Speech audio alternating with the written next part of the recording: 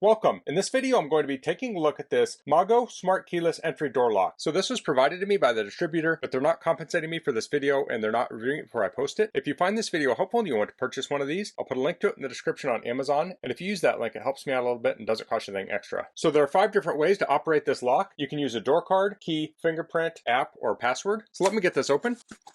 Here we have a user manual. Let's take a quick look at it. So this talks about installing it. So this is for an entry door that has 2 holes in it, one for the main latch and one for the deadbolt. This would replace the deadbolt. Here are the different parts it comes with. This uses 4 AAA batteries. It does not come with batteries. Here's an installation guide. It talks about where to drill holes if you don't already have holes. This shows the installation process. Pretty straightforward. This shows an adjustment if you're opening the door to the left or the right. So make sure you pay attention to that. This talks about checking it with the key to make sure it's working. This talks about the app. This uses the TTLock app. You can download it on the Apple Play Store or Google Play Store. This goes over the app. This talks about the back lock mode. This makes it so only the administrator can use the lock. This talks about emergency USB charging port. So if the battery dies, you can plug in a USB power bank to it to get it open. So you do this from the outside. Then once you get in, you can change the batteries. That's a really nice feature. So a couple things about this from the Amazon description. You can set up to 50 fingerprints for it. You can set up 4 to 9 digit codes. A set of batteries will unlock it from 5 to 6,000 times. You can get alerts when people unlock it. So let's take a look at the parts. So here's the inside part. This is where the batteries go. Now the manual said AAA batteries, but these are AA. Here we have hardware. Here's the outer keypad. Here are the keys. And these are the RFIDs. So I'm going to get this set up in the app on my bench. So I'll plug this in here. Here's the left-right swing switch. I'll install some batteries. It just beeped. So let's download the app. Now typically you would do this on a phone. I'm going to be doing it on an iPad, but the process is the same. I'll search for the app. It's TTLock. I'll hit get. I'll hit open. We have a privacy policy. I'll agree. We have a login page. I'll hit register. So I'm going to register this. So I'll cut to the next section. Okay, so I've created an account. It logged me in. It says it would like to find devices on my network. I'll say allow. Would like to use Bluetooth. I'll say okay. Would like to send notifications. I'll allow. So it says the phone needs to be within 2 meters of the lock during the process. I'll hit plus. I'll select door lock. It says please touch any key to activate the lock. I'm going to peel off the plastic here. Please add a Bluetooth administrator. Okay, I touched it. I'll hit next. It's showing the lock here. I'll hit plus. Adding administrator successful. It says please assign a name. I'll call it entry door. I'll hit OK. It says select your door opening direction. So I open to the right. I'll select that. So I'll press the lock here. Unlocked. It unlocked. Now I'll hold it.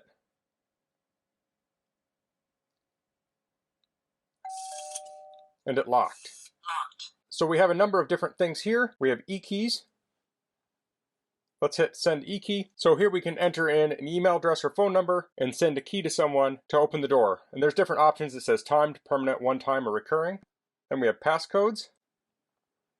We can generate a passcode. It says enter a name for the passcode. So I'll just call this family. Now typically you would give different passwords to each person. We'll hit generate. And here we have a passcode. I'll hit complete. So now I'll enter in that passcode. So I'll touch it to activate it. Now I'll type in the passcode.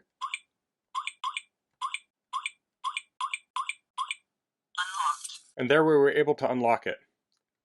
Let me lock it.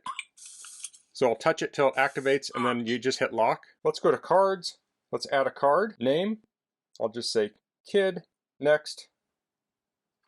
Please swipe your card. Okay, so it wants me to swipe the card.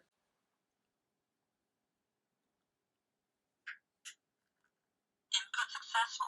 So let's swipe it now.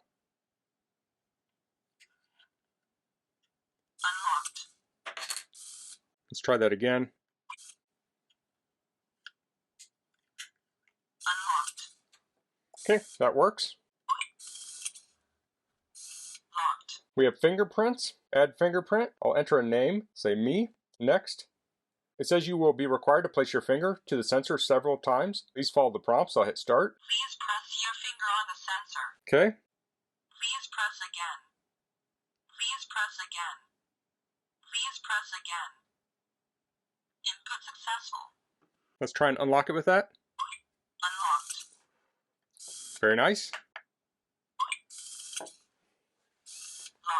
Then we have remote, so that must be a separate option. We have reminder, so this has some notifications here. We have authorized admin, records, and setting. So when we went to settings, it popped up a notification here. It says import valid e-keys, passcodes, cards from another lock. So if you have multiples of these, you can set up one lock and then import them to the other lock so you don't have to set them up individually. Down here, we also have integration with ALEXA and Google Home. So it looks like there's countless features in this app. So I'm going to go get this installed and we'll test it out on the door. Okay, so I have the lock installed on this door. Now this is an entry door. It goes into the garage. It's the same type of door you'd have on the front or back of your house. And I'm going to move this to a different door later, but this is a great door for demonstrating it as it's really cold outside right now. So installation went very well. It installs very similar to a deadbolt. One thing you want to keep in mind is that you want to make sure that everything is unlocked when you install it. So I put the key in the outside part, made sure it was unlocked, made sure the bolt was in, and I made sure this was turned to the left because I have a right-hand door. So now I can turn this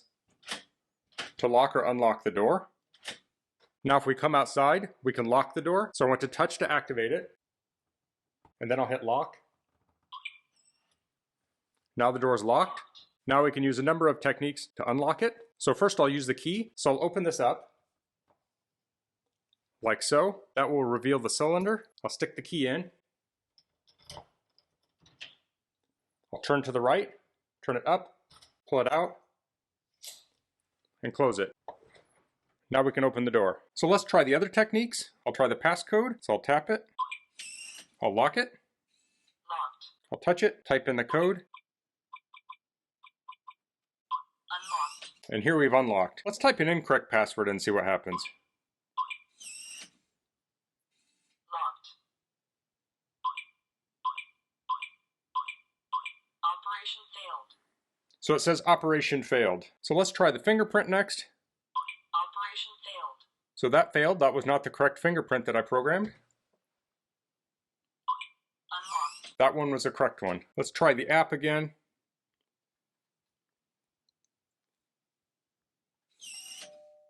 There, it locked. Locked.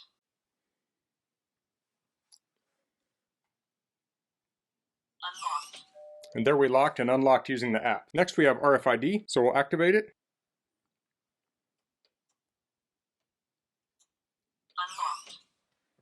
And we'll unlock. So that was the MAGHO Smart Keyless Entry Door Lock. This thing is just packed with features. There's 5 ways to unlock it. So we have the key, fingerprint reader, RFID, passcode, and app. Now this uses Bluetooth, so you do need to be within range of the lock to open it. Now one thing with electronic locks is that the battery can die, locking you out of your house. This has that USB-C port there, so you could hook up power to it to unlock it in the event that the batteries die. Now I think one way to mitigate that is to put smart locks on multiple doors. That way if the battery dies on one door, you can go to another one because the chances of the batteries being dead on multiple doors is pretty slim, unless it's a vacation property or something that you rarely use. Now with something like the fingerprint reader, you can put lots of fingerprints in here. I think it said up to 50. It wouldn't be a bad idea to put multiple fingers in there in case you are having trouble getting a read on one finger, maybe due to an injury or something. You could always switch fingers. So maybe your thumb and pointer finger on both hands would be a good option. Then on the inside, we have that easy to remove battery cover, so you can get in here and swap out the batteries. It takes 4 AA batteries. They're super easy to get. And you have this nice large lever